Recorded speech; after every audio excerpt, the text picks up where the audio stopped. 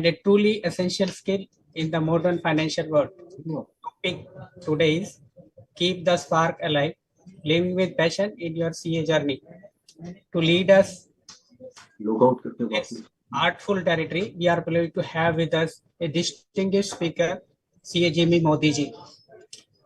So I want to introduce speaker sir. CA Jimmy Modi is a fellow chartered accountant and chairman of SICASA Central India Chartered Accountant Student Association, Junjunu branch of CIRC for ICI.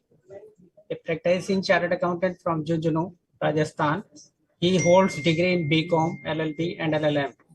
He is also a career counselor, master trainer, and national speaker appointed by the Committee on Career Counseling of ICAI. Having trained over 500 career counselors across 15 cities in 7 states, he is known for his engaging sessions on topics such as career counseling, psychology of success, memory techniques, exam motivation, GST, and income tax.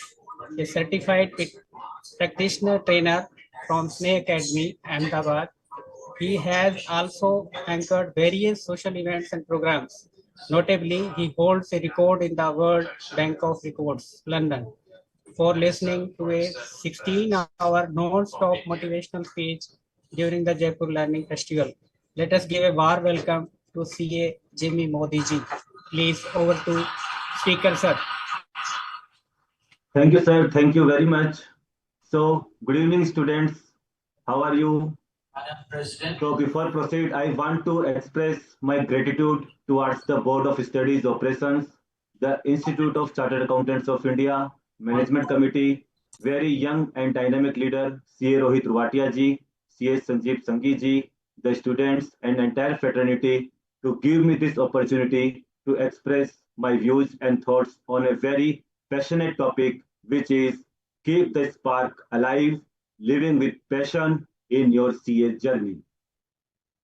So, dear students, before we begin this topic, I have a question in my mind.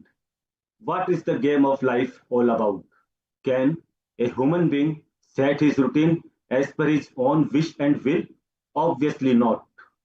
Game of life is already set by nature, and no human being can build his own specific routine isolated from the design of nature. And as per the routine set by nature, there are 24 hours in a day, you know, out of which every person in this world must work for approximately 8 hours every day in order to lead an honorable life. Even if one is homemaker, one still has to spend about 8 hours every day in household work. A businessman has to work at least 8 hours a day. A person in job has to serve his employer for at least 8 hours in a day. A student like you has to spend at least 8 hours a day for your studies and training. For a CA student, work means studies and training. Likewise, every person needs around 8 hours of sleep each day. While in the remaining 8 hours, everybody has to manage their routine tasks. Additionally, in the same set of 8 hours, a person has to manage for recreation and pleasure as well. This is nature's design for a human being, and the latter has been bound in this routine since the inception of human civilization. So, dear friends, furthermore, this 8-hour cycle is fully interconnected and interdependent. To illustrate, a disruption in your sleep will impact your work or say studies. Because you are a student, your work is studies. If you are unable to give your best to your work, you will find yourself incapable of enjoying yourself or sleeping soundly at night. Likewise, if one is neglected of time to rest and enjoy, it becomes difficult for one to concentrate on work. In other words, it is vital for every segment of life to be spent in a satisfactory manner. Sir, my slides are visible. I have changed my slides. Yes, it is visible, sir. Work-life Okay. balance is visible. And only if one sails through in this seamless manner can one truly state that one is living a blissful and well settled life. When you do not get enough sleep, deprived of adequate rest and recreation, in such a case, you simply do not have the energy to undertake tasks. Basically, the majority of people are falling short in one segment or the other. Some are troubled on account of their inability to sleep adequately, while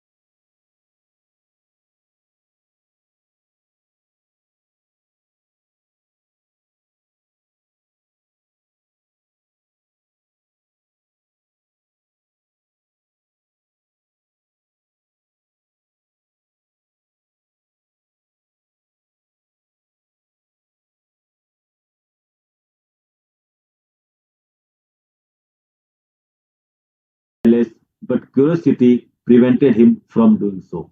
He definitely did not want to leave him. All he wanted to know is why the fakir was behaving in this manner. While the king was lost in these thoughts, Lao Tzu had finished digging and immediately come over to receive the king. My apologies, sir, your majesty, my apologies, I had humbly. He said, I have made you wait for a long time, so please come inside and rest for a while. The king said, I had come here to gain knowledge from you, but now I am not interested. I only want to know why did you keep me waiting for so long? Tell me, why did you keep me waiting for so long when you were merely involved in this small petty task of digging a pit? Looking into the eyes of the king for a moment, Lao Tzu smiled and replied, Your Majesty, please understand that no task is ordinary or extraordinary. And as far as knowledge is concerned, I have already imparted to you. Whether you have received or not is up to you. Stunned at the reply, several thoughts raced through the king's mind. What knowledge he is talking about? And when did he impart it to me? When we had not even met? This man is certainly insane. However, Lao Tzu's words had fueled his curiosity further. The king began wondering whether Lao Tzu was really insane or if it was just a joke. Then another thought crossed his mind. Well, if the entire village believes that he is an enlightened mystic, then all of them cannot be insane. Yes, surely all of them cannot be insane. Or perhaps they are. Human beings are unpredictable, after all. Hence, I cannot leave this place without finding out it is Lao Tse who is insane, or if it is the villagers, or it is the both are insane, or perhaps none of them are insane. The king was very much confused. In order to clear his doubts and prevent them from spinning out of control, he politely asked Lao Tzu, Tell me, O Fakir, what knowledge have you imparted to me? Tell me, what knowledge have you imparted to me? For I have only seen you dig a pit since the time I arrived. A smile spread across Lao Tzu's calm face, and in compassionate tone, he replied, This is where you have gone wrong, my dear king. You did not observe carefully. Actually, I was not digging the pit, but I had become the action of digging. Yes, my dear friend, dear king, listen carefully. I was not digging the pit, but I had become the action of digging. मैं गड्ढा खोद नहीं रहा था, मैं गड्ढा खोदने की क्रिया हो चुका था. So, had you paid close attention to my absolute concentration at work while digging, then you would have learned everything. For nothing in life is worth learning apart from such intense passion. So, dear students, let's talk about another legend. I have a lot of stories for you of great peoples. So, let's move further. You should be sure, be very passionate after listening the biographies or these of these great peoples. So all of you must have surely heard of the legendary Dutch painter Vincent, who is one of the most influential figures in the history of Western art. Vincent's sole passion in life was painting. A mere stroke of his brush would make life on a blank white canvas. He had never painted with the intention of acquiring wealth, status, and fame through his art. He painted for the sheer love and joy of painting. So it was hardly surprising that his paintings turned out to be a great piece of art. Vincent, therefore, spent all his working hours doing what he knew best, painting. After the completion of a painting, he would put it aside and begin a new one. And when his little studio could no longer hold his finished canvases, what he would do? He would give them away to his friends. He go to their friend's house and give away to his friends. In fact, he would take the paintings himself and hang them in their drawing room. However, his friends were have no respect for art. So after Vincent left their house, after hanging his painting, then his friends do? They immediately remove them and put them away to some dark and dusty corner of their houses because you all know his friends have no respect for the art. Why run the beauty of the drawing room? They would think. But Vincent's love for painting was never harmed, and he continued to pursue his passion with single minded devotion.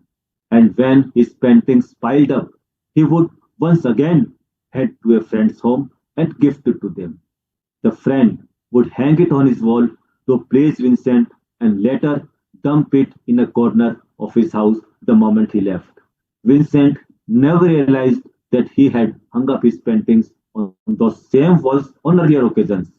One day, Vincent happened to trek up a hill and came upon a sight that took his breath away.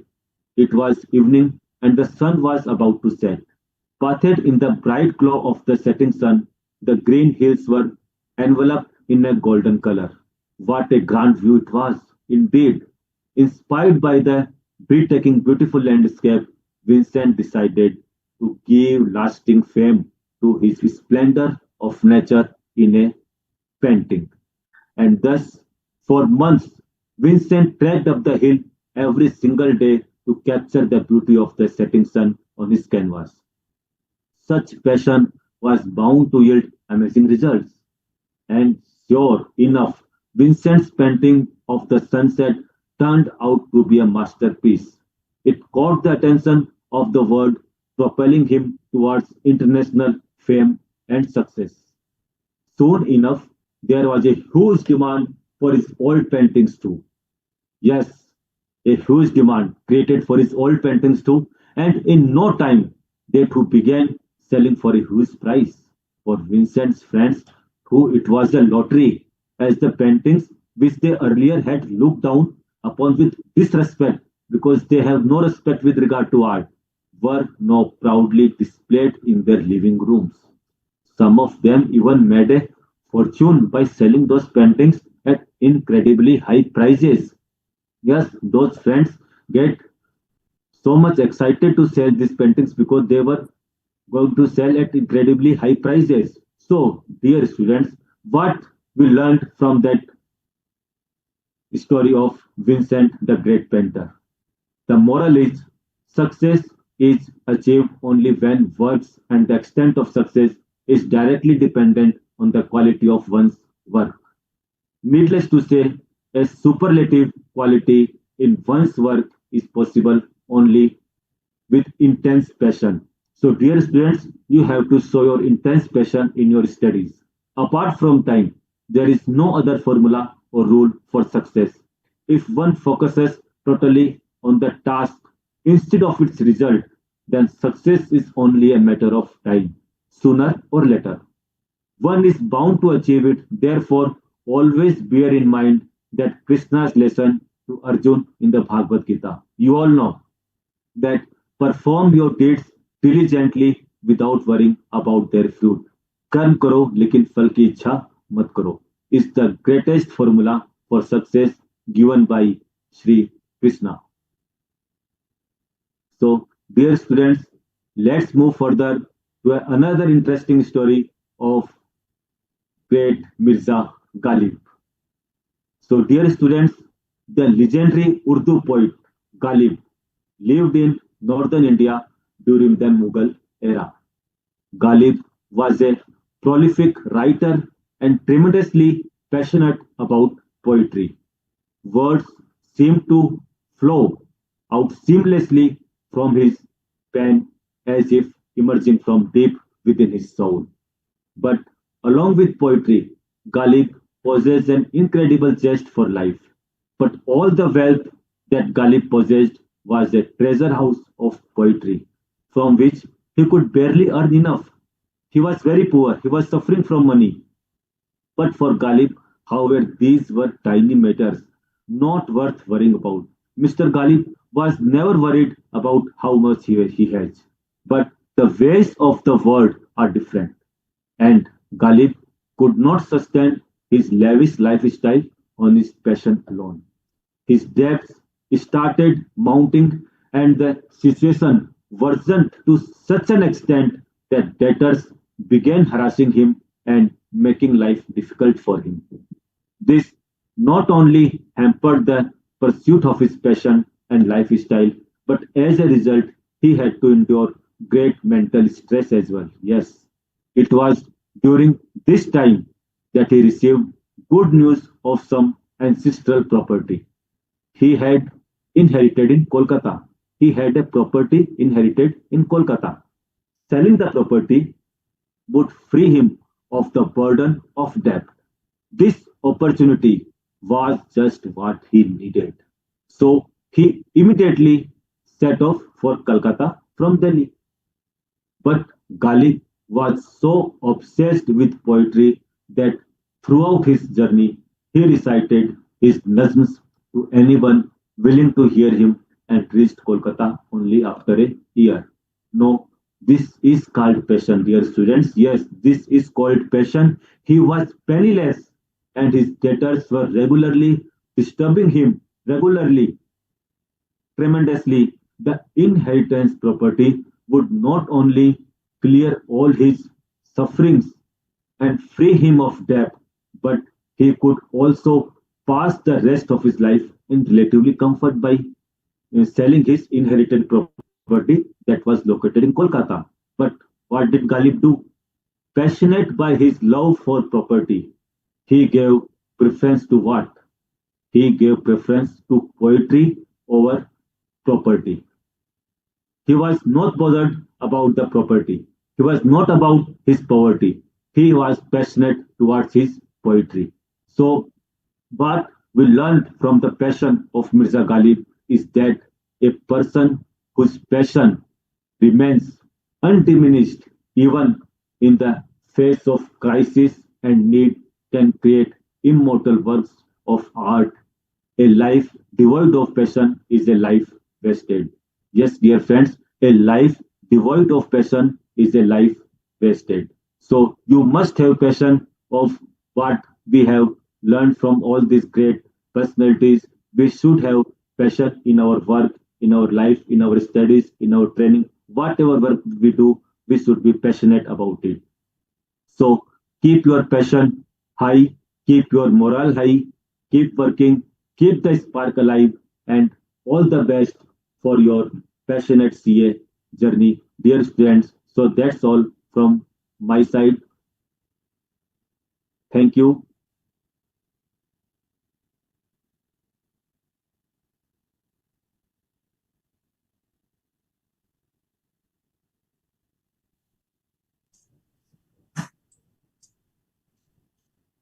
Hello. Thank you, dear students. That's all from my side.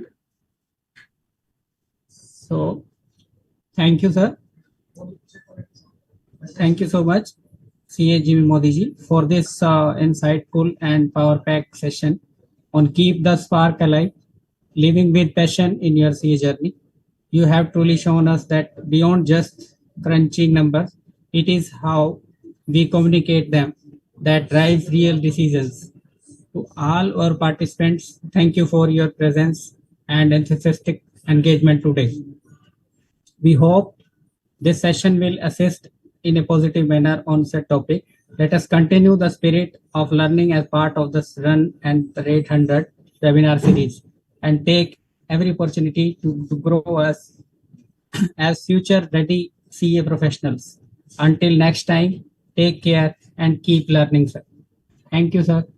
Thank you, all students. We can leave the meeting, sir. Thank you, sir.